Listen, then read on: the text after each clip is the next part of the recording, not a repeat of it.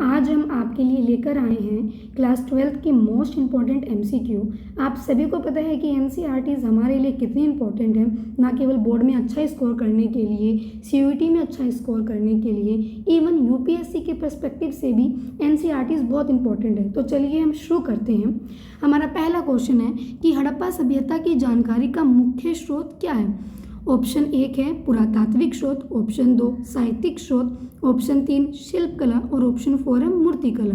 तो इसका सही आंसर है पुरातात्विक स्रोत।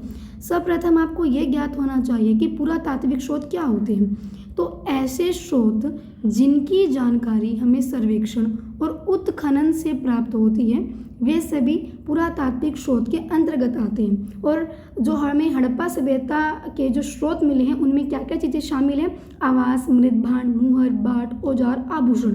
तो ये सभी किसके अंतर्गत आते हैं, पुरातात्विक स्रोत के अंतर्गत आते हैं। हम बात करें अगर साहित्यिक स्रोत की, तो जितने भी हमारे लिखित स्रोत होते हैं वो सभी साहित्यिक के अंदर आते हैं, जैसे कि धर्मशास्त्र, रामायण, पुराण, वेद, उपनिषद, ये सभी साहित्यिक स्रोत है क्योंकि लिखित रूप में है। अगर हम बात करें शिल्प कला की, तो पत्थर या फिर लकड़ी आदि पर जो नक्काशी की जाती है वो शिल्प कला के अंतर्गत आती है। और हम बात करें अगर मूर्ति कला की, तो अलग अलग सामग्रियों का प्रयोग करके जो विभिन्न आकार और आकृतियां बनाई जाती हैं वो मूर्ति कला के तहत आती हैं। तो इसी के साथ हमारा पहला क्वेश्चन कंप्लीट होता है। इसका सही आंसर है पुरातात्विक स्रोत। अब हम बात करते हैं अपने नेक्स्ट क्वेश्चन की। तो हमारा नेक्स्ट क्वेश्चन है कि निम्नलिखित कथनों पर विचार कीजिए। पहला कथन है हड़प्पा सभ्यता की मुहर सेलखड़ी नामक पत्थर से बनी है। कथन 2 है इस मुहर पर जानवरों के चित्र हैं। कथन 3 है सेलखड़ी एक मुलायम पत्थर और हल्का पत्थर है, मतलब मुलायम और हल्का पत्थर दोनों हैं। इनमें से कौन सा कथन सही है। ऑप्शन 1 है केवल 1, ऑप्शन 2 केवल 1 और 2, ऑप्शन 3 है केवल 1 और 3 और ऑप्शन 4 ये तीनों सही हैं। तो इस क्वेश्चन का सही आंसर है केवल 1 और 2। कैसे, ये तो आप सभी को पता होगा कि हड़प्पा सभ्यता की जो मुहर है वो सेलखड़ी नामक पत्थर से बनी है और इस मुहर पर जानवरों के चित्र भी मिले हैं और इन मुहरों पर जो लिपि मिली है उसे अभी तक नहीं उसको अभी तक नहीं पढ़ा गया है। और हम बात करें अगर सेलखड़ी पत्थर की, तो ये एक मुलायम पत्थर तो है लेकिन हल्का पत्थर है ये हमें नहीं पता, ये मतलब ये तो हमें ज्ञात नहीं है, हमें सिर्फ ये पता है कि एक मुलायम पत्थर है। तो इसलिए जो हमारा ऑप्शन 3 है या कथन 3 है वो हमारा गलत है। तो इस क्वेश्चन का सही आंसर केवल 1 और 2 है। अब हम बात करते हैं अपने नेक्स्ट क्वेश्चन की। तो हमारा नेक्स्ट क्वेश्चन है कि हड़प्पा सभ्यता का कौन सा चरण सबसे समृद्ध चरण था। ऑप्शन 1 है प्रारंभिक चरण, ऑप्शन 2 है शहरी चरण, ऑप्शन 3 है हमारा उत्तर चरण और ऑप्शन 4 है इनमें से कोई नहीं। तो इसका सही आंसर है शहरी चरण। बुक में जो फर्स्ट पेज है, जब ये चैप्टर स्टार्ट होता है तो उस पर साफ साफ गिवन है कि जो हड़प्पा सभ्यता है ना उसको 3 चरणों में बांटा गया है। जो पहला चरण है वो प्रारंभिक हड़प्पा के नाम से जाना जा रहा है। जो दूसरा चरण है वो उसे ना परिपक्व हड़प्पा कहा गया है और उसको ना शहरी चरण भी कहते हैं। तो ये क्वेश्चन भी मे भी आ सकता है कि इस चरण को शहरी चरण का नाम दिया गया है, तो वो है परिपक्व हड़प्पा। और जो हमारा 3rd चरण है वो है उत्तर हड़प्पा। तो इनका जो टाइम पीरियड है वो आप एक बार एनसीईआरटी से देख लीजिएगा। हमारा जो नेक्स्ट क्वेश्चन है वो है कि टेराकोटा की वस्तुएं हड़प्पा क्षेत्र के अलावा कहाँ से प्राप्त नहीं हुई हैं। अक्सर जब भी ऐसे क्वेश्चन आते हैं नहीं वाले, उनमें हम गलती कर जाते हैं और फटाफट क्वेश्चन को रीड करके आगे बढ़ के टिक करके निकल जाते हैं और अक्सर हम गलत कर देते हैं। तो आपको फर्स्ट ऑफ ऑल क्वेश्चन को बहुत केयरफुली रीड करना है। और ये क्वेश्चन क्या कह रहे हैं कि टेराकोटा की वस्तुएं ना हड़प्पा क्षेत्र के अलावा कहाँ से प्राप्त नहीं हुई हैं। तो पहले तो आपको यही पता होना चाहिए कि टेराकोटा की वस्तुएं ना हड़प्पा क्षेत्र के अलावा कहाँ कहाँ से मिली हैं। आइए हम अब अपने ऑप्शंस को देखते हैं। तो ऑप्शन हमारा फर्स्ट है कि अफगानिस्तान और बलूचिस्तान, ऑप्शन 2 है सिंध और पाकिस्तान, ऑप्शन 3 है गुजरात और उत्तर प्रदेश का पूर्वी भाग और ऑप्शन 4 है राजस्थान और महाराष्ट्र। तो इस क्वेश्चन का जो सही आंसर है वो है गुजरात और उत्तर प्रदेश का पूर्वी भाग। अब यहाँ पर एक बार ध्यान दीजिए कि हमें टेराकोटा की वस्तुएं ना हड़प्पा क्षेत्र के अलावा कहाँ कहाँ से मिली हैं। तो अफगानिस्तान से भी मिली हैं, बलूचिस्तान से भी मिली हैं, सिंध और पाकिस्तान से भी मिली हैं, गुजरात से भी मिली हैं, इवन उत्तर प्रदेश से भी मिली हैं, लेकिन पूर्वी भाग से नहीं बल्कि ना पश्चिम भाग से हमें मिली हैं। और राजस्थान और महाराष्ट्र से तो हमें मिली हैं। तो अब आप ये देखिए, आपको ये याद होना चाहिए कि हमें उत्तर प्रदेश से तो टेराकोटा की वस्तुएं मिली ही हैं, लेकिन पूर्वी भाग से नहीं बल्कि पश्चिमी भाग से मिली हैं। ठीक है, तो हमारा जो नेक्स्ट क्वेश्चन है वो है कि हड़प्पा की बस्तियों के संबंध में निम्नलिखित कथनों पर विचार कीजिए। कथन पहला क्या है कि भारतीय उपमहाद्वीप में 2000 से अधिक हड़प्पा पुरातात्विक स्थल खोजे जा चुके हैं। और कथन 2 है कि पाए जाने वाले अधिकांश स्थल सिंधु और रावी नदियों के बीच में स्थित हैं। और हमारा कथन 3 है कि 5 प्रमुख शहरों राखीगढ़ी, मोहनजोदड़ो, हड़प्पा, धोलावीरा और लोथल की पहचान की गई है। अब आपको बताना है कि इनमें से कौन सा कथन कौन सा कथन इनमें से सही है। तो हमारा पहला जो ऑप्शन है वो है केवल 1, ऑप्शन 2 है केवल 2 और 3, और ऑप्शन 3 है केवल 1 और 3, और ऑप्शन 4 है हमारा केवल 1 और 2। तो इस क्वेश्चन का सही आंसर है केवल 1। ये जो क्वेश्चन है मैंने ना बॉक्स में लिया है, जो एनसीईआरटी में बॉक्स में गिवन होता है ना, वहाँ से, तो आप वहाँ से इसको जब पढ़ेंगे तो आपको ये क्वेश्चन क्लियर हो जाएगा। मैं तो ये कहूँगी बल्कि कि आप इस वीडियो पे आने से पहले एनसीईआरटी का जो फर्स्ट चैप्टर है उसको डिटेल में अच्छे से पढ़ें और उसके बाद इन क्वेश्चंस पे आएँ, ताकि आपको ये पता लगे कि आप कितने स्कोर कर पा रहे हैं, आप कहाँ पे लैग कर रहे हैं और क्या आपका स्ट्रॉन्ग पॉइंट है। तो हम बात करते हैं अपने सही आंसर की। तो देखिए, जो हमें भारतीय उपमहाद्वीप में 2000 से अधिक बस्तियाँ मिली हैं, ये कथन हमारा सही है, लेकिन पाए जाने वाले अधिकांश जो स्थल हैं वो सिंधु और रावी नदी घाटियों के बीच स्थित है। सिंधु तो आएगा लेकिन रावी नहीं आएगा, इसकी जगह क्या है, सरस्वती। ठीक है, तो जो पाए जाने वाले अधिकांश स्थल है ना वो सिंधु और सरस्वती घाटियों के बीच स्थित है। और जो हड़प्पा सभ्यता की बस्तियां मिली हैं ना, वो जो 2/3 बस्तियां हैं वो सरस्वती बेसिन में ही पाई गई हैं। अब हम बात करते हैं अपने नेक्स्ट कथन की। तो इसमें जो 5 प्रमुख शहर हैं वो ये सभी शामिल हैं, लेकिन लोथल शामिल नहीं है। लोथल की जगह हमारा क्या आएगा, गनवेरी वाला। ठीक है, तो ये आप याद रखिएगा कि जो 5 प्रमुख शहर हैं उनके अंदर राखीगढ़ी, मोहनजोदड़ो, हड़प्पा, धोलावीरा और गनवेरी वाला शामिल है। अब हम बात करते हैं अपने नेक्स्ट क्वेश्चन की। तो हमारा जो नेक्स्ट क्वेश्चन है वो है कि निम्नलिखित में से हड़प्पा स्थलों से मिले अनाज के दानों में शामिल नहीं है। तो अब आपको ऑप्शन हमारा 1 है कि गेहूं और जौ, ऑप्शन 2 है दाल और काला चना, ऑप्शन 3 है तिल और ऑप्शन 4 है इनमें से कोई नहीं। तो इस क्वेश्चन का जो हमारा सही आंसर है वो है 2। कैसे कि हमें जो अनाज के दाने मिले हैं उनमें गेहूं, जौ ये सभी शामिल है, दाल भी शामिल है, तिल भी शामिल है, लेकिन काला चना शामिल नहीं है बल्कि सफ़ेद चना शामिल है।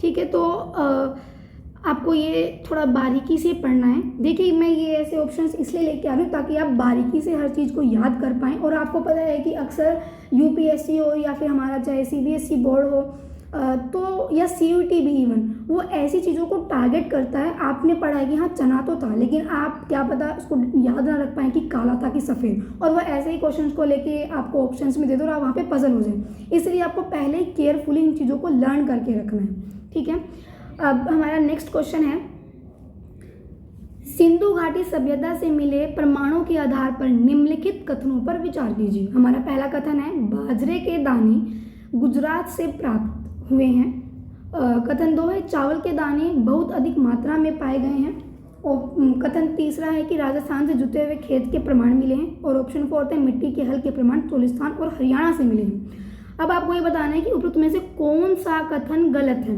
केयरफुली रीड कीजिएगा, सही और गलत में पजल मत होना। तो कौन सा कथन गलत है, हमारा ऑप्शन 1 है केवल 1, ऑप्शन 2 है केवल 2, ऑप्शन 3 है केवल 2 और 3, और ऑप्शन 4 है केवल 2 और 4। तो ये देखिए, ये मेरे ख्याल से ये लगता है कि आपको पता होगा कि बाजरे के दाने जो हैं वो गुजरात से प्राप्त हुए हैं। बात करें चावल के दाने की तो ये अधिक मात्रा में नहीं बल्कि ना कम मात्रा में पाए गए हैं, इसीलिए ये कथन गलत है। और राजस्थान से हमें जुते हुए खेत के प्रमाण मिले। राजस्थान में कहाँ से, ये आप मुझे कमेंट में बताइएगा कि राजस्थान में हमें जुते हुए खेत के प्रमाण कहाँ से मिले हैं। और मिट्टी के हल के प्रमाण चोलिस्तान और हरियाणा से मिले हैं। तो अगेन आपको ये भी बताना है कि मिट्टी के हल के जो प्रमाण है वो हमें हरियाणा में कहाँ से मिले हैं, ये दोनों आप मुझे कमेंट में बताएंगे। तो इस क्वेश्चन का हमने देखा था कि सही आंसर क्या था, केवल 2। कौन सा कथन हमारा गलत है, क्योंकि जो चावल के दाने हैं वो कम मात्रा में पाए गए, इसलिए हमारा कथन जो 2 है वो गलत है, बाकी सभी कथन हमारे ठीक हैं। अब बढ़ते हैं नेक्स्ट क्वेश्चन की तरफ। तो जो हमारा नेक्स्ट क्वेश्चन है वो कथन 1 क्या कहता है कि अधिकांश हड़प्पा स्थल अर्ध शुष्क क्षेत्र में स्थित है जहाँ सिंचाई की आवश्यकता पड़ती होगी। कथन 2 है कि अफगानिस्तान में शोर्तुगाई नामक हड़प्पा स्थल से नहरों के कुछ अवशेष मिले हैं परंतु पंजाब और चोलिस्तान में नहीं। अब हमारे ऑप्शंस एक बार हम देख लेते हैं। ऑप्शन 1 क्या कहता है कि कथन 1 सही है और कथन 2 की स्पष्ट व्याख्या करता है। ऑप्शन 2 है कि कथन 1 सही है परंतु कथन 2 की स्पष्ट व्याख्या नहीं करता। ऑप्शन 3 है कथन 1 सही है जबकि कथन 2 गलत है, और 4 जो हमारा कहता है कि दोनों कथन गलत है। तो देखिए इस क्वेश्चन अगर आप ध्यान से देखें तो जो अधिकांश स्थल है ना वो हड़प्पा अर्धशुष्क क्षेत्र में स्थित है, और साधारण सी बात है जो अर्धशुष्क क्षेत्र होंगे उन्हें सिंचाई की आवश्यकता तो पड़ेगी, तो इसलिए हमारा जो कथन 1 है वो सही है। अब अगर हम दूसरे कथन पे आते हैं तो हमारा दूसरा कथन क्या कहता है कि अफगानिस्तान में शोर्तुगाई नामक हड़प्पा स्थल से नहरों के कुछ अवशेष मिले हैं। जो ये कथन है ये यहाँ तक तो सही है, लेकिन आगे क्या बोला है कि परंतु पंजाब और चोलिस्तान में नहीं। मतलब ये ऐसे कह रहा है कि जो अर्धशुष्क क्षेत्र है ना वो पंजाब और चोलिस्तान भी थे मतलब, लेकिन वहाँ पर हमें नहरों के साक्ष्य नहीं मिले। तो यहाँ पे याद रखने वाली बात ये है कि यहाँ पे चोलिस्तान नहीं आएगा, यहाँ पर आएगा सिंध। ठीक है, तो इसके अकॉर्डिंग हमारा जो सही आंसर है वो क्या हो जाएगा, ऑप्शन 3 कि कथन 1 सही है जबकि कथन 2 गलत है। कैसे गलत है कि पंजाब और सिंध आना चाहिए था लेकिन यहाँ पे चोलिस्तान दिया गया है। ठीक है, मुझे उम्मीद है कि आपको ये क्वेश्चन समझ में आ गया होगा। अब हम बढ़ते हैं अपने नेक्स्ट क्वेश्चन की तरफ। हमारा नेक्स्ट क्वेश्चन है कि कृषि के लिए जलाशयों का प्रयोग कहाँ किया जाता था। तो देखिए कृषि के लिए जलाशयों का प्रयोग कहाँ किया जाता था, गुजरात में। और अब आप ये मुझे अगेन कमेंट में बताएंगे कि गुजरात में किस जगह पर जलाशयों का प्रयोग किया जाता था, किसके लिए, कृषि के लिए। कृषि में किसके लिए, सिंचाई के लिए। ठीक है, एंड अब हम चलते हैं अपने नेक्स्ट क्वेश्चन की तरफ। हमारा जो नेक्स्ट क्वेश्चन है वो है कि निम्नलिखित कथनों पर विचार कीजिए। पहला कथन क्या है कि अनाज पीसने के लिए अवतल चक्कियाँ एकमात्र साधन थी। कथन 2 है कि इसके साक्ष्य मोहनजोदड़ो से मिले हैं। कथन 3 है कि सालन पत्थर का प्रयोग सालन या तरी बनाने के लिए जड़ी बूटियों तथा मसालों को कूटने के लिए किया जाता था। अब आपको ये बताना है कि उपरोक्त में से कौन सा कथन गलत है। तो देखिए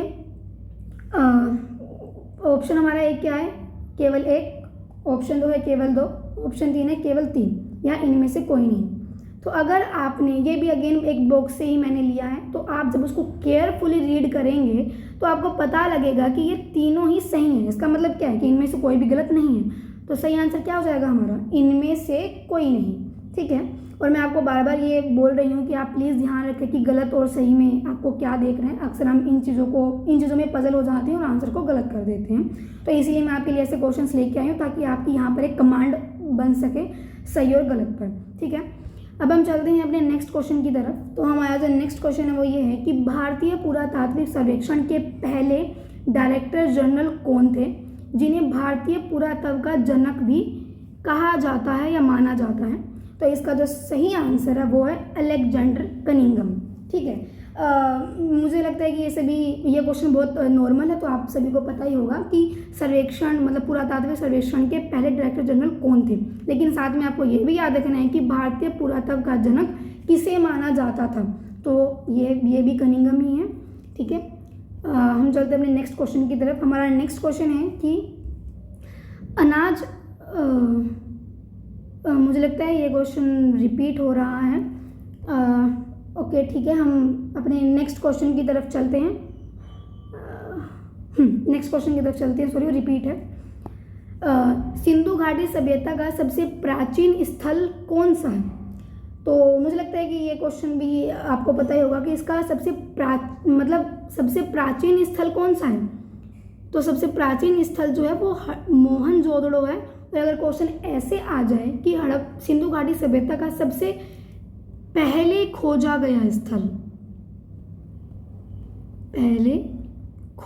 स्थल, तो वो कौन सा आ जाएगा, हड़प्पा। अगर हम बात करें पुरा स्थल या प्राचीन की, तो वो हमारा कौन सा है, मोहनजोदड़ो। लेकिन अगर पहले खोजा गया है तो वो हमारा क्या है, हड़प्पा। ठीक है, अब हम बढ़ते हैं अपने नेक्स्ट क्वेश्चन की तरफ। हमारा जो नेक्स्ट क्वेश्चन है वो है कि हड़प्पा संस्कृति में उस बस्ती को क्या कहते थे जो आकार में छोटी लेकिन ऊंचाई पर बनी होती थी। तो ऑप्शन है आपके, पहला है दुर्ग, निचला शहर, ऊपरी भाग या इनमें से कोई नहीं।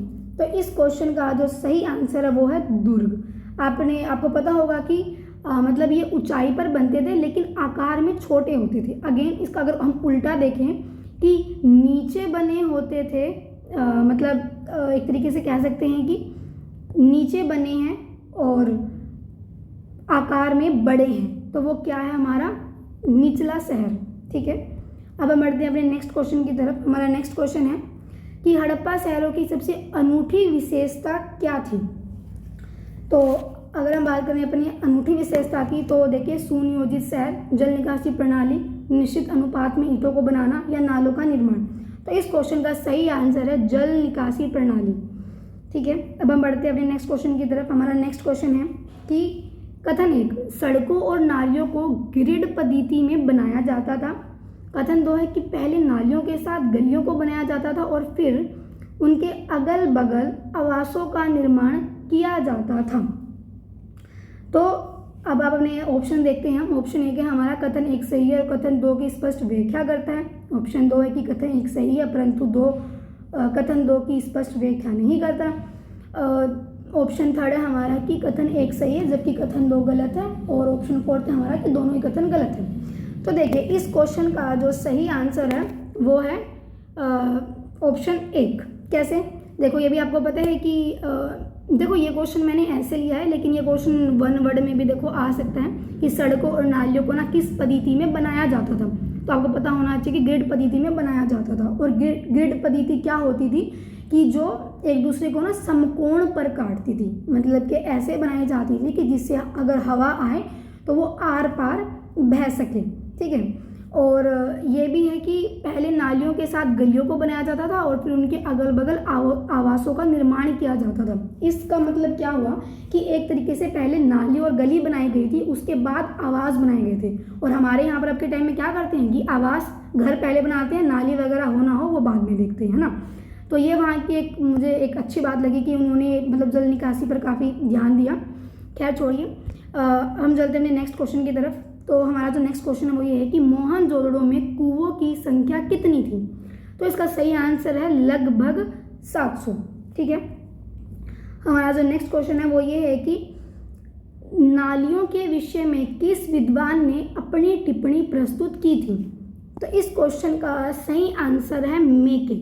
ठीक है, और इन्होंने क्या कहा था नालियों के बारे में कि निश्चित रूप में यह अब तक खोजी गई सर्वथा संपूर्ण प्राचीन प्रणाली है। ठीक है, हालांकि मुझे लगता है कि कथन आएगा, बट आए तो एक बार इसको देख लीजिएगा। और बेसिकली नालियों के बारे में मेके ने अपनी टिप्पणी प्रस्तुत की थी।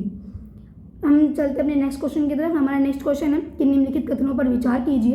पहला कथन क्या है कि जल निकासी प्रणालियाँ केवल बड़े शहरों तक सीमित थी।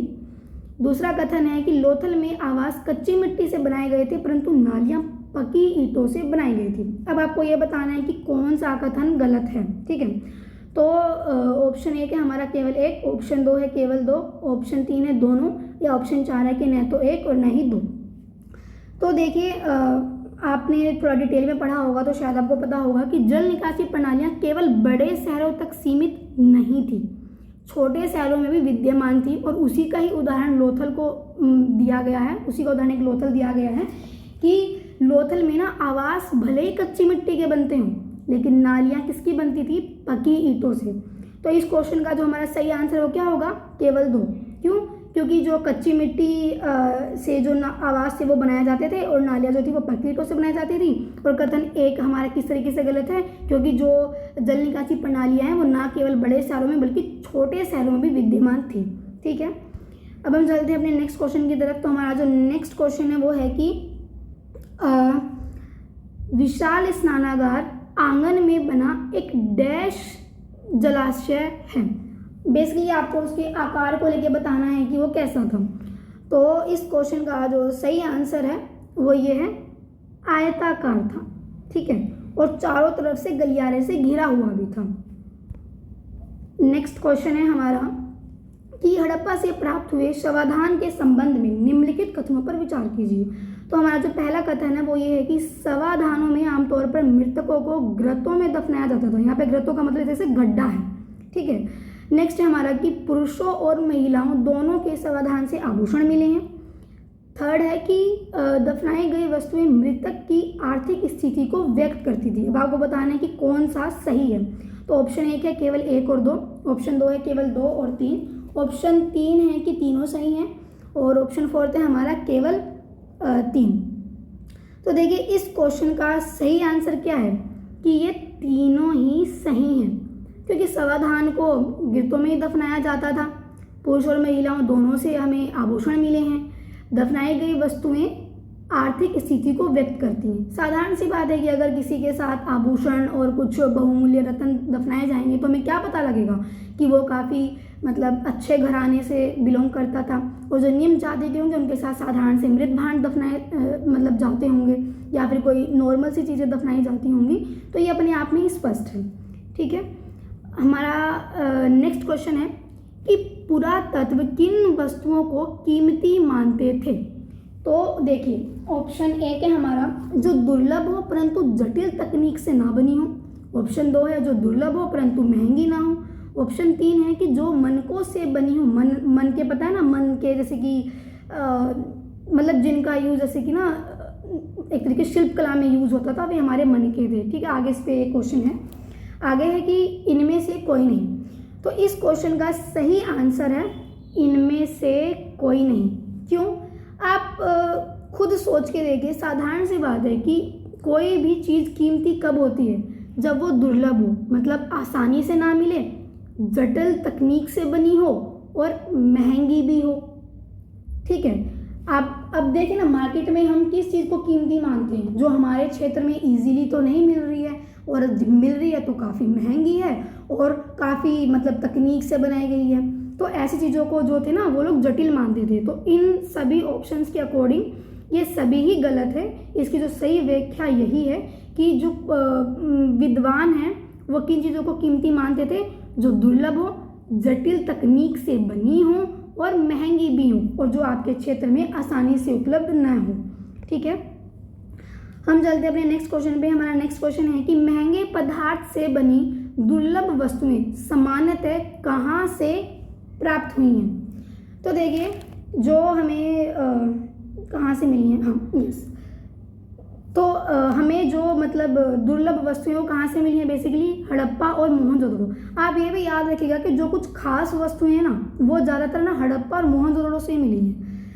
मैं ये कह सकती हूँ कि ज़्यादातर ऑप्शंस में आप हड़प्पा और मोहनजोदड़ो को टिक कर सकते हैं, लेकिन थोड़ा केयरफुली आपको याद रखने की नीड है कि कौन सी ऐसी वस्तुएं हैं जो ज़्यादातर ना हड़प्पा और मोहनजोदड़ो से मिली हैं। तो इस क्वेश्चन का जो हमारा सही आंसर है वो ये है हड़प्पा और मोहनजोदड़ो, जहाँ से हमें दुर्लभ वस्तुएं प्राप्त हुई हैं, ठीक है। हम चलते हैं अपने नेक्स्ट क्वेश्चन पे। तो हमारा नेक्स्ट क्वेश्चन है कि शिल्प उत्पादन में संलग्न बस्ती कौन सी थी। तो इसका जो सही आंसर है वो होगा चहुंदड़ो, ठीक है।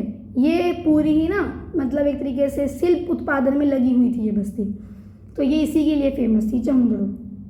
हम बात करते हैं अपने नेक्स्ट क्वेश्चन की। तो हमारा नेक्स्ट क्वेश्चन है शिल्प कार्य में क्या शामिल नहीं था।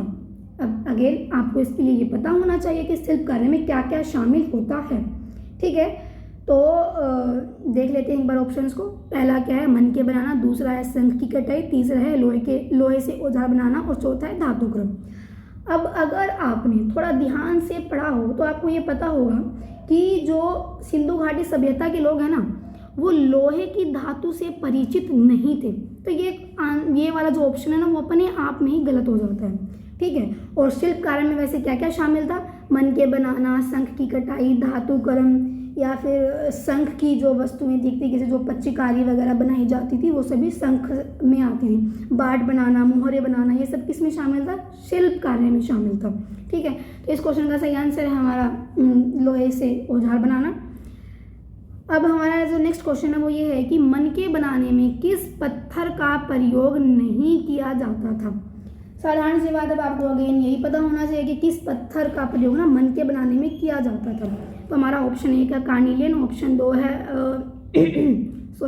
जैस्परोस्फीटिक, ऑप्शन थर्ड है सेल खड़ी और ऑप्शन फोर्थ है हमारा ऑप्शन थर्ड है सेल खड़ी, ऑप्शन फोर्थ है हमारा तांबा। अब अगर आप ध्यान से देखें तो आपको पता होगा कि जो तांबा है ना वो एक धातु है, वो पत्थर नहीं है।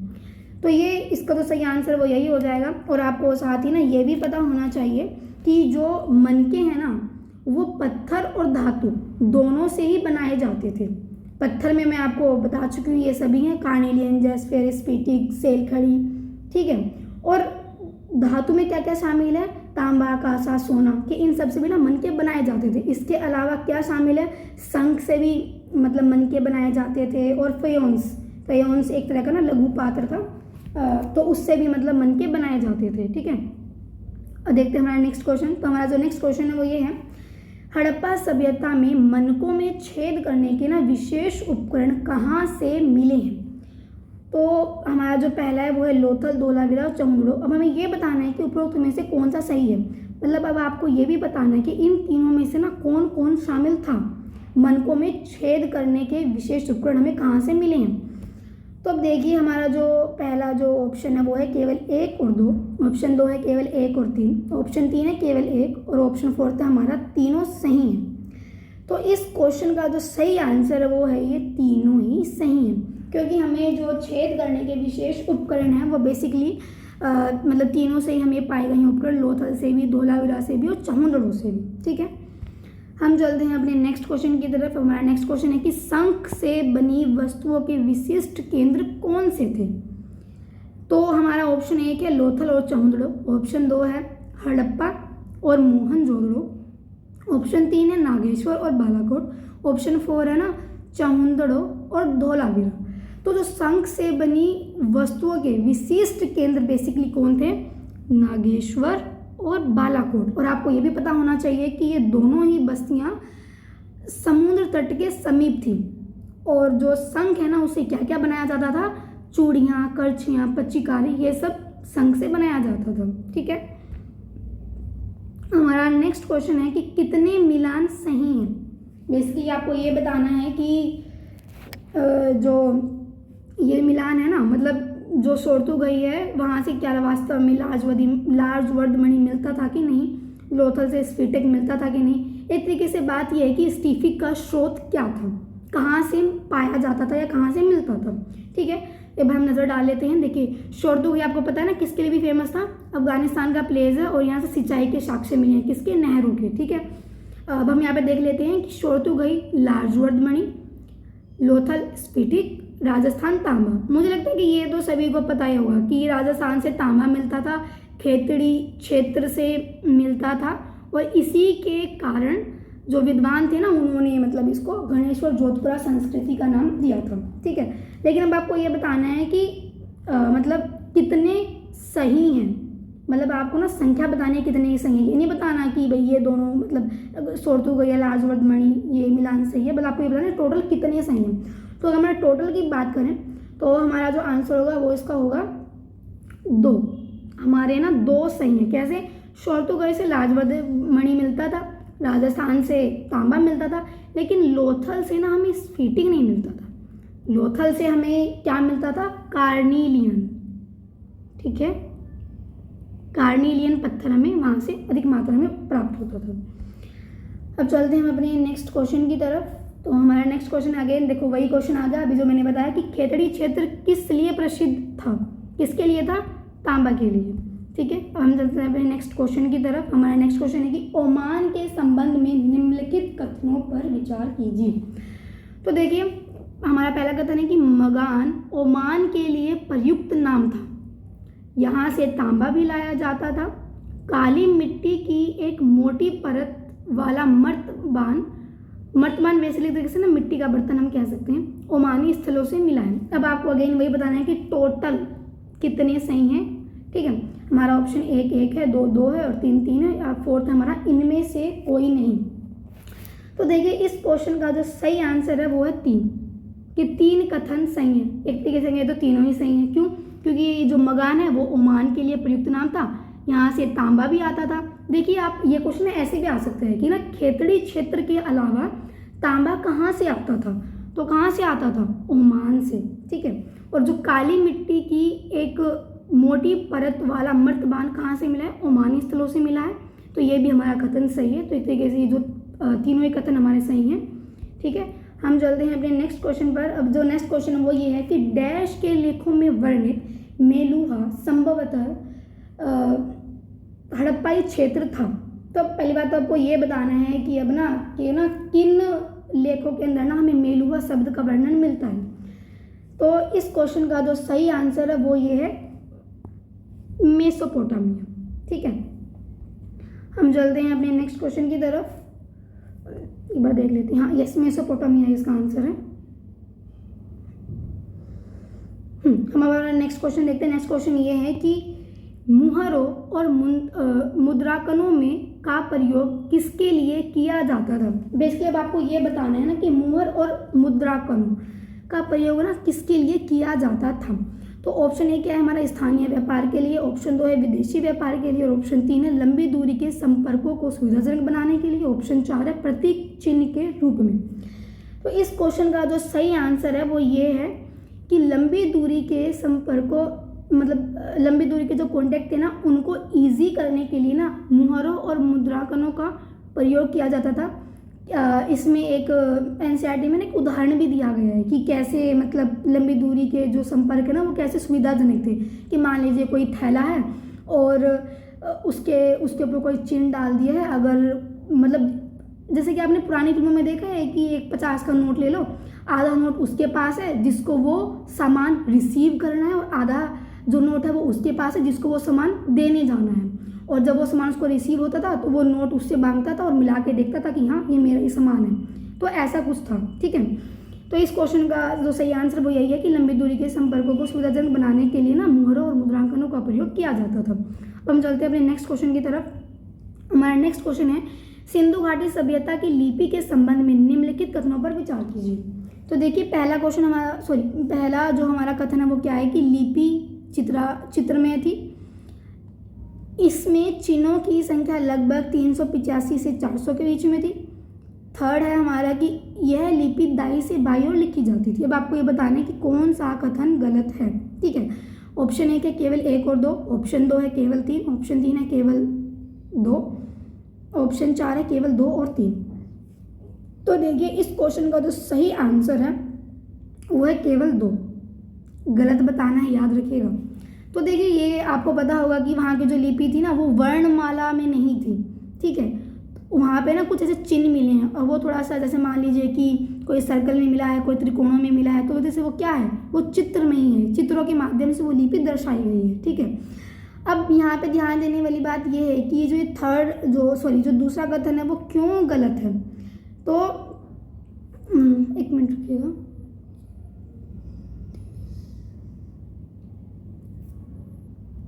हाँ, तो देखिए हमारा जो दूसरा कथन है वो गलत क्यों है, क्योंकि यहाँ पे ना 375 से लगता है आवाज़ में थोड़ी दिक्कत आ गई थी। तो देखिए जो हमारा कथन जो दूसरा है वो क्यों गलत है कि इसमें ना 375 से 400 के बीच में चिन्हों की संख्या थी। और ये भी आपको पता ही होगा कि जो ये लिपि है दाईं से बाईं ओर लिखी जाती थी। अक्सर बच्चे इसमें कई बार पजल हो जाते हैं कि बाईं से दाईं था या दाईं से बाईं था। तो आप इसको थोड़ा अच्छे से देख लीजिएगा। ठीक है, हम चलते हैं अपने नेक्स्ट क्वेश्चन की तरफ। हमारा नेक्स्ट क्वेश्चन है कि बाढ़ के संबंध में निम्नलिखित कथनों पर विचार कीजिए। तो हमारा पहला जो कथन है वो ये है कि जो बाढ़ है वो बाढ़ जो है ना वो चर्ट नामक पत्थर से बनाए जाते थे। ये आयताकार होते थे। इन बाटों के ना निचले मानदंड दशमलव प्रणाली तथा ऊपरी मानदंड द्विधारी प्रणाली का अनुसरण करते थे। अब आपको बताना है ना कि इनमें से कौन से कथन सही हैं। तो हमारा ऑप्शन 1 है केवल 1 और 2, ऑप्शन 2 है केवल 2 और 3, ऑप्शन 3 है केवल 1 और ऑप्शन 4 था हमारा कि ये जो सभी कथन हैं वो गलत हैं। तो देखिए इस क्वेश्चन का जो सही आंसर है वो है केवल 1। कैसे कि जो आपको तो पता ही होगा कि जो बाट है वो चर्ट नामक पत्थर से बनाए जाते थे और ये आयताकार नहीं होते थे बल्कि ना घनाकार होते थे। ठीक है, और अगर हम बात करें अपने नेक्स्ट ऑप्शन मतलब कथन की तो ये उल्टा हो गया है कि जो ऊपरी मानदंड थे ना वो दशमलव प्रणाली में थे और जो निचले मानदंड हैं वो द्विधारी प्रणाली में थे। द्विधारी बेसिकली क्या होता है जो 2 के आधार पर जैसे कि 2, 4, 8 ऐसे। ठीक है, तो हम चलते हैं अपने नेक्स्ट क्वेश्चन की तरफ। हमारा नेक्स्ट क्वेश्चन है कि सिंधु घाटी सभ्यता के पतन के चरण को क्या कहा जाता है। देखिए ये क्वेश्चन हमने शुरुआत में इसके बारे में बात की थी कि पहला चरण हमारा प्रारंभिक चरण था, दूसरा हमारा परिपक्व हड़प्पा था और तीसरा चरण हमारा उत्तर हड़प्पा था। लेकिन यहाँ पे थोड़ा सा ट्विस्ट ये है कि अब आपको ये भी पता होना चाहिए कि जो उत्तर हड़प्पा चरण था ना, उसका दूसरा नाम क्या था, या फिर हम उसे किस अन्य नाम से भी जानते थे। तो जो इस क्वेश्चन का सही आंसर है वो है अनुवर्ती संस्कृतियाँ।